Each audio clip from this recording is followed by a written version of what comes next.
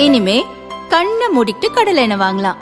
ஏன்னா மந்த்ரா கடலை எண்ணெய் இதயத்தின் தயாரிப்பு. வறுக்க பொரிக்க ஏன் எல்லா சமையலுக்கும் மந்த்ரா தான். மந்த்ரா கடலை எண்ணெய், அபார ருசி, ஆரோக்கியமான உடல் நலம்.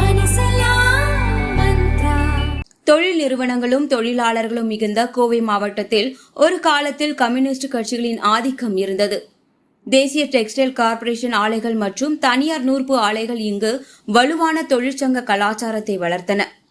இது சிபிஐ மற்றும் சிபிஎம் கட்சிகளுக்கு வலுவான அரசியல் தளத்தை உருவாக்கியது.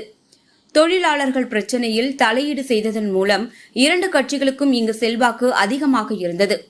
லோக்சபா தேர்தல், சட்டமன்ற தேர்தல் எதுவாக இருப்பினும் கோவையில் கம்யூனிஸ்ட் கட்சிகளின் குரல் வலுவாக ஒலித்தது.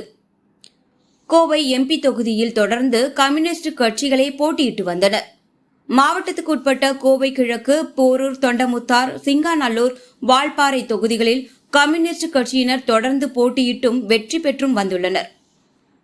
பார்வதி கிருஷ்ணன், உமாநாத், ரமணி, பாலதண்டாயுதம் உள்ளிட்ட பல முன்னணி கம்யூனிஸ்ட் தலைவர்கள் கோவையை களமாக கொண்டு அரசியல் செய்தவர்கள்.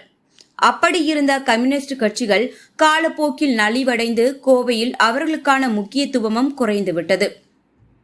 மாநிலத்திலேயே 5 தொகுதிகளை மட்டுமே பெற்றிருக்கும் கம்யூனிஸ்ட் கட்சிகளுக்கு கோவையில் தொகுதிகள் எதுவும் கிடைக்கவில்லை. இதனால் வரலாற்றில் முதல் முறையாக கம்யூனிஸ்ட் கட்சிகள் களம் காணாத தேர்தலாக இந்த தேர்தல் அமைந்துள்ளது. இதற்கு கூட்டணி சிக்கல்களை ஒரு காரணமாகவும் கம்யூனிஸ்ட் கட்சியினர் கூறுகின்றனர். சிபிஐ, சிபிஎம் கட்சிகள் திமுக கூட்டணியில் வால்பாறை மற்றும் சிங்காநல்லூர் தொகுதிகளை கேட்டன. திமுக கொடுக்கவில்லை. வரட்டு சித்தாந்தத்தை தலையில் வைத்துக்கொண்டு ஆடுவதும் தொழிலாளர் மத்தியில் ஏற்பட்டுள்ள விழிப்புணர்வும் தான் கம்யூனிஸ்ட் கட்சிகளின் இந்த வீழ்ச்சிக்கு காரணம் என்கின்றனர் அரசியல் விமர்சகர்கள்.